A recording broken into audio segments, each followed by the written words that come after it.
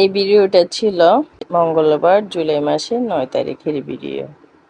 ওই long journey এই ছিলাম। আসসালামু আলাইকুম। খুব ভোরে উঠে প্রাত্যহিক কাজ সেরে তারপর নাস্তা রেডি করার জন্য কিচেনে গেলাম। যেহেতু শুধু বাচ্চাদের জন্য নাস্তা রেডি করব, ডিম ঝুরা করে ভাজি করলাম, তারপর 4টা পরোটা রেডি করলাম। ওরা নাস্তা করে টিফিন নিয়ে স্কুলের দিকে রওনা হলো। তারপর আমি ভাত 2টা খেয়ে তারপর বের হলাম 10টার দিকে। বহদ্দারহাট এসে তারপর লং জার্নি, যেহেতু সারাদিন জার্নিংয়ে যাওয়া আসা, সেজন্য একা যাওয়ার সাহস করি নাই। সাথে ছিল ভাগিনা। চট্টগ্রাম বিশ্ববিদ্যালয় বন্ধ ছিল বলে ওকে নিয়ে বের হওয়ার সুযোগ ছিল। বহদ্দারহাট থেকে গাড়ি রওনা হলো। গাড়ি বুক করেছিলাম কেরানীহাট পর্যন্ত যাব এই চিন্তা করে। যেহেতু বাঁশখালী প্লাস সাতখানিয়ার গাড়িগুলো ছোট ছোট সিট, সেজন্য ওগুলো নিই নাই। বান্দরবনের গাড়িগুলো ভালো, বড় বড় সিট, আরামসে বসা যায়, খুব ভালো লাগে।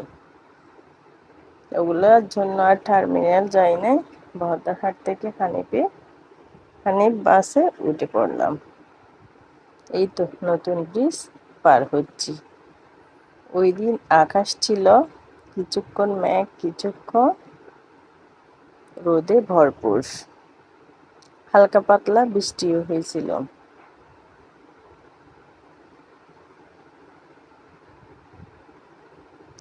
এই ব্রিজটা যেহেতু নতুন ব্রিজ, কোনো দিনই পুরনো হবে না। নামটা যেহেতু নতুন ব্রিজ। লকডাউনের সময় এই ব্রিজটা শুধু পার হতে 100 টাকা রিক্সা ভাড়া নিয়েছিল।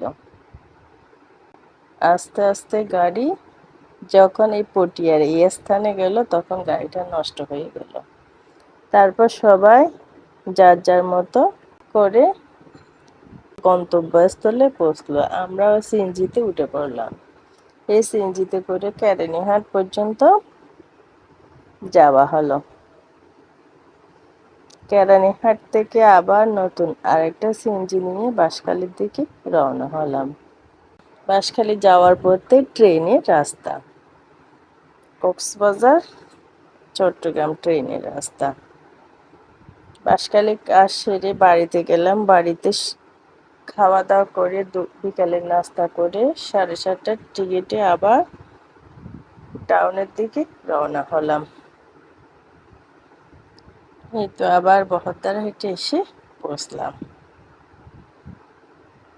আসার সময় যেহেতু বাসায় এসে রান্না করতে পারবো না, সেজন্য মা রান্না করে দিয়েছে। বাসায় আসা পর্যন্ত গরম ছিল, শুধু নিয়ে খাইয়া তারপর ফ্রিজে ঢুকাইছি। সাথে দিল কাঁঠাল বিচি, আনারস। আজ এ পর্যন্ত। আল্লাহ হাফেজ।